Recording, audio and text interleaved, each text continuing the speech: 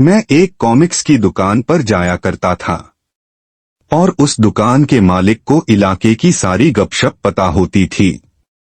अच्छा आदमी था, अपने सभी नियमित ग्राहकों को याद रखता था और अगर कुछ समय से किसी को नहीं देखता था तो लोगों का हालचाल जानने के लिए पूछता था।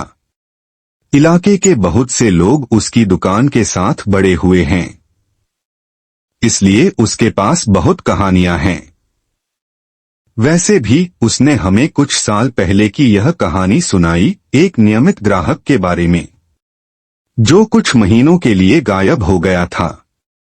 एक दिन वापस आया और दुकान के मालिक ने उससे पूछा, हे यार, कुछ समय से तुम्हें देखा नहीं, जैसे कि तुम कहाँ थे?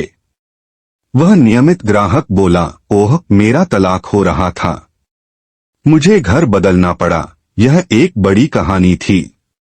तो स्वाभाविक रूप से दुकान के मालिक ने पूछा, तुम अपनी पत्नी को तलाक क्यों दे रहे हो? उस नियमित ग्राहक ने अपनी पत्नी को धोखा देते हुए पकड़ लिया था।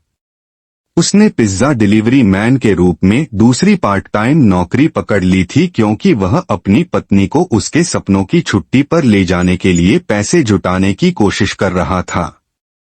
उस नौकरी से कमाए सारे पैसे उस छुट्टी में जाने थे। वह यह नौकरी करीब 6 महीने से कर रहा था। यह सब एक रहस्य था।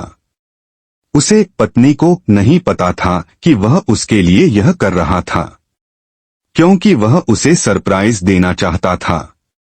वह उस मोटल में पिज्जा डिलीवरी मैन था जहां वह पत्नी उसे धोखा दे रही थी। जिस आदमी के साथ वह उसे धोखा दे रही थी, उसने दरवाजा खोला और वह पत्नी उसके ठीक बगल में खड़ी थी। जाहिर तौर पर वह पिज्जा की जगह पर वापस भी नहीं गया।